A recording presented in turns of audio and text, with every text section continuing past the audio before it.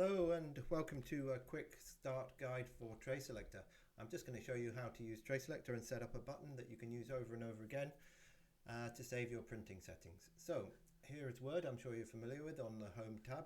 So if I click on the new Tray Selector tab, which you'll see after install, you'll see your settings button and all the different one-click printer buttons. I've already added a few and I'm just going to show you how to add another.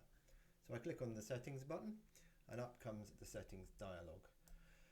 So from here, you just need to find a tab, the first tab that you haven't used, which in my case is 11, and give it a name. So I'm going to call it plain times 2 plus watermark.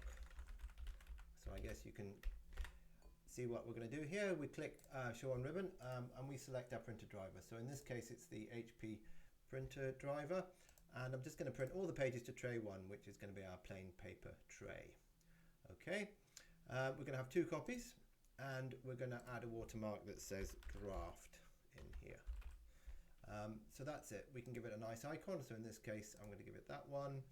And I'm going to click OK. And as you can see, the new button appears up here. If we put the mouse over it, it gives us a quick summary of how it's going to print.